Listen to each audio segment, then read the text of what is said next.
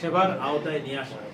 এবং এই উদ্দেশ্যে আমরা দেখেন অনেক ধরনের আজকে ওই যে 10 টাকার অ্যাকাউন্ট খুলি, আমরা কৃষকদের অ্যাকাউন্ট খুলি, ছাত্রছাত্রীদের যারা কিনা আমাদের ভবিষ্যৎ, তাদেরকে আমরা মানে অ্যাকাউন্ট খুলে তাদেরকে শেখাতে চাচ্ছি যে তোমরা এখন থেকে সঞ্চয়ী হও। হ্যাঁ, আগামী দিনে তো তারাই আমাদের ভবিষ্যৎ, এই দেশটা তারাই পরিচালনা করবে। তো তাদেরকে এই যে ব্যাংকিং জ্ঞান দেওয়া, সঞ্চয়ী হওয়ার মনোভাব তৈরি করা। তারপরে আর্থিক সপ্তাহ আর একটা জিনিস দরকার, আপনি ব্যাংকে যান বা না যান, আমরা প্রত্যেকেই আমাদের নিজের সংসার পরিচালনা করি, তাই না?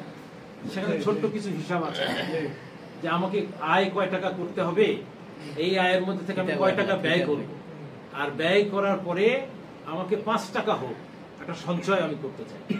তাহলে এই যে তাদের এই বিষয়গুলো সচেতন করে তোলা, যে আমরা যাই করব তাই খাবো, ঋণ করব আমাদের ইনকাম বাড়ানোর জন্য, আয় হয়, আয়ের পথ তৈরি করার জন্য আমরা ঋণ করব। কিন্তু ঋণ করে আমরা শুধু কি জীবিকা নির্বাহী মানে খাওয়ার ঋণের টাকা নিয়ে এসে খেয়ে ফেলবো, এই জন্য কিন্তু ঋণ করা না। ঋণটা করে আমাকে মাথায় রাখতে হবে, একটা ঋণ করলে সেই ঋণের ইন্টারেস্ট ব্যাংকে দিতে হয়।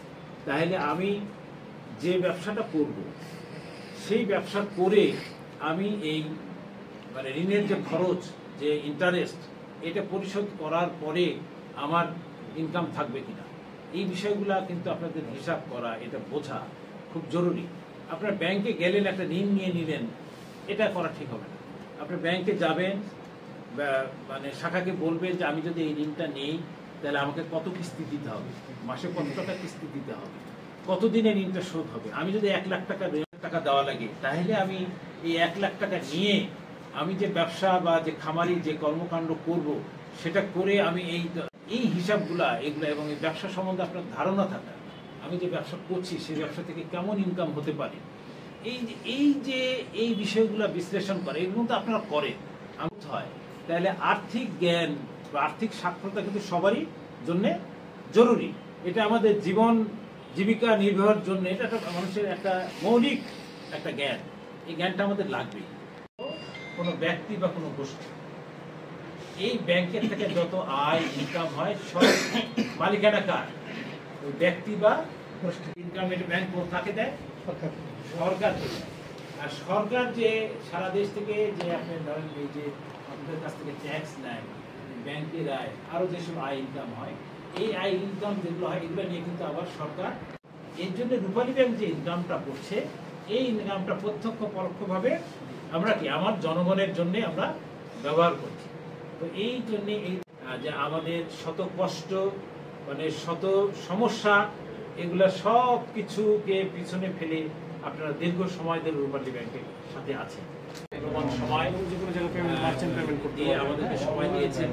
রূপালীকে ভালোবাসা থেকে আমার মিডিয়ার ভাইয়েরা যারা আছেন তাদেরকে আমি অসংখ্য ধন্যবাদ জানাই আমাদের এই অনুষ্ঠানটাকে সাফল্যমণ্ডিত করতে, এবং তাদের প্রচারে আমাদের আরো প্রসার ঘটবে।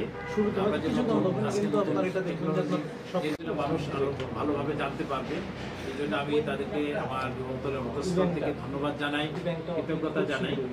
আর আমরা সবসময় অতীতেও আপনাদের সাথে ছিলাম, আগামীতে রূপালী ব্যাংক আপনাদের সাথে থাকতে চায়। যে এখানে যে নিয়ামতপুর শাখা, এই শাখাটা আপনাদের শাখা। এখানে এই নিয়ামত শুধুমাত্র আপনাদেরকে সার্ভিস দেওয়ার জন্য এখানে আসি। আমাদের একটা নির্দিষ্ট মেয়াদে চাকরি করি, আবার চলে যাই, অন্যজন আসে, কিন্তু ব্যাংকটা আপনারা যত বেশি রূপালীর সাথে থাকবেন, ব্যাংকটা ভালো থাকবে এবং আপনারাও বেশি বেশি করে উপকৃত হবেন।